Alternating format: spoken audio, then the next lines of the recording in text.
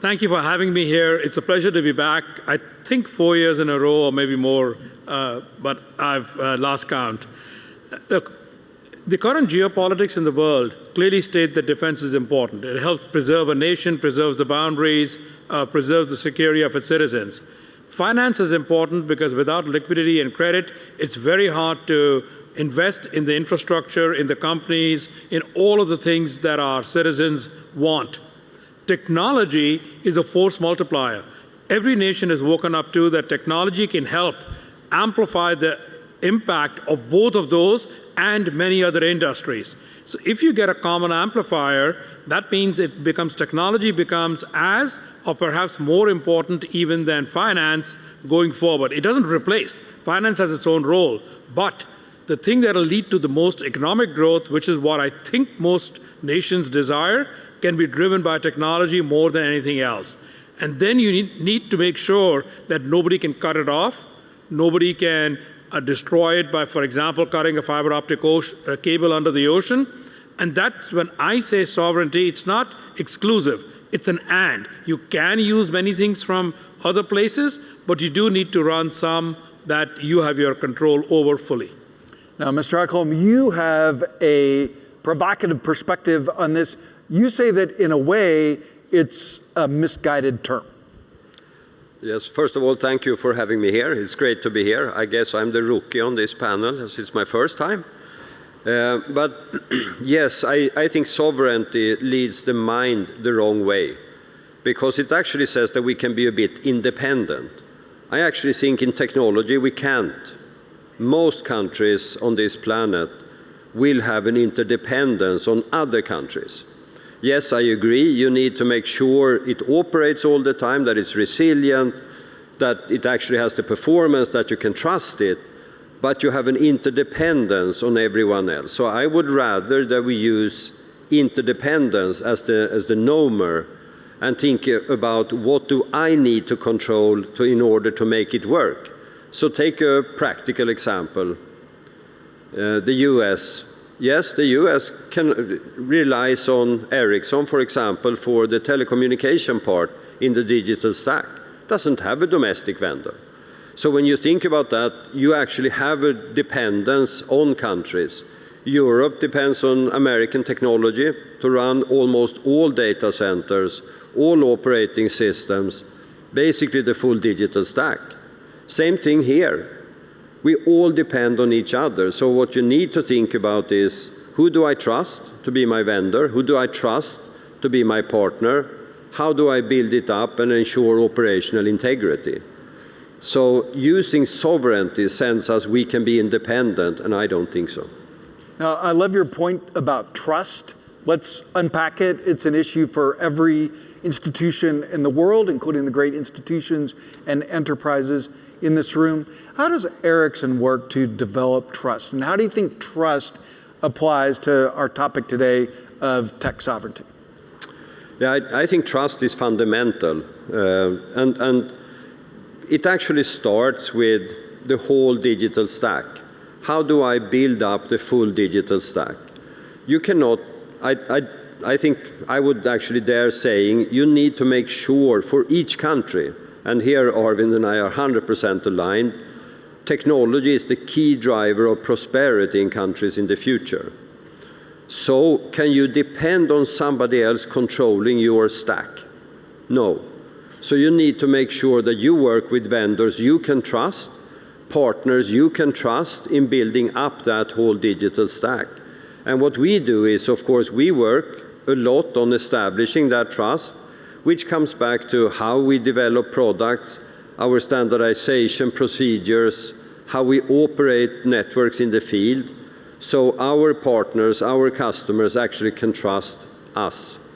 Now, Arvind, this is a very timely conversation. 3 weeks ago, IBM debuted IBM Sovereign Core, a new software foundation for sovereignty. And the big idea of IBM Sovereign Core is that sovereignty today now extends way beyond where data lives. Do tell.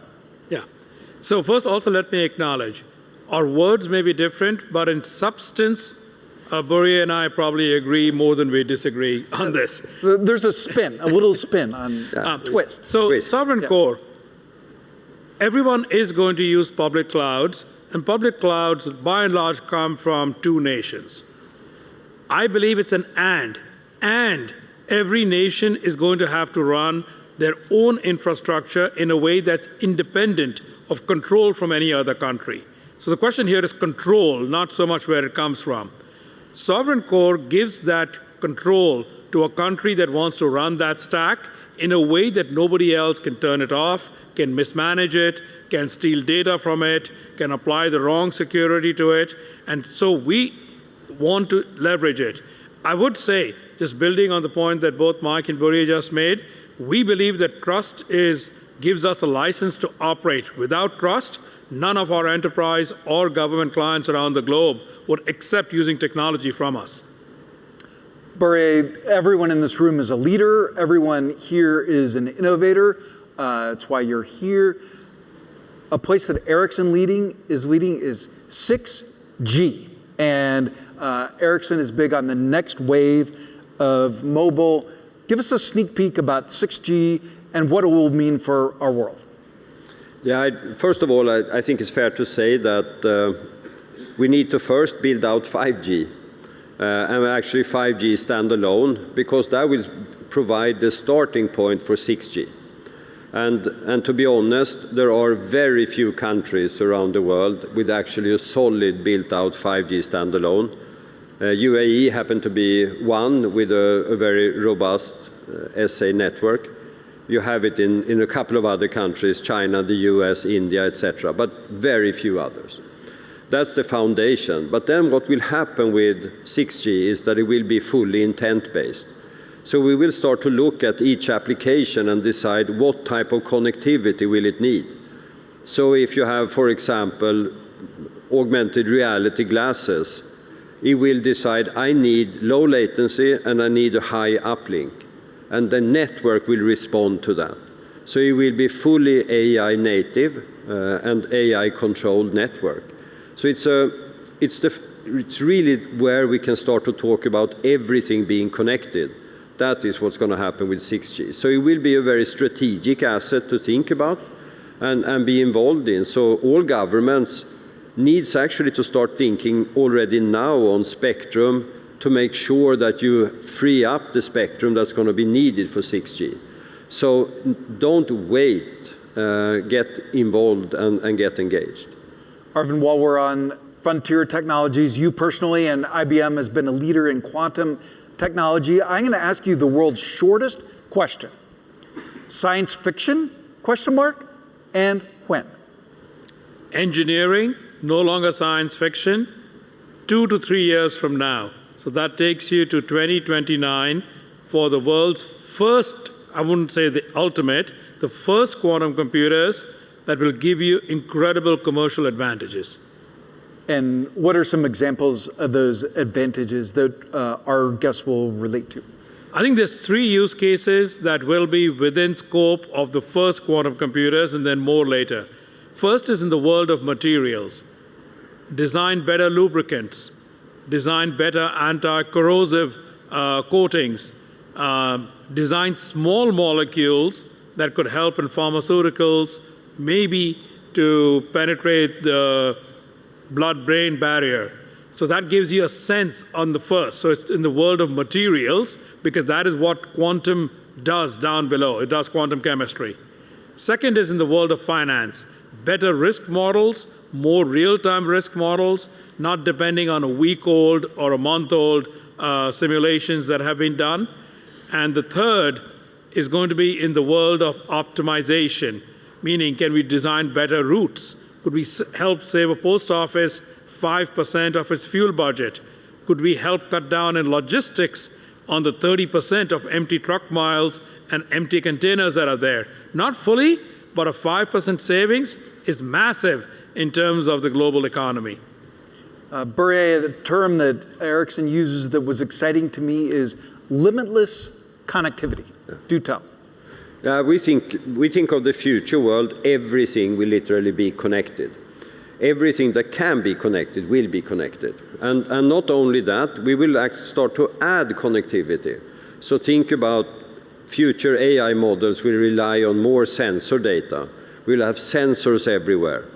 And when you start to put that together, you need a full connectivity fabric. And that's what we call limitless connectivity.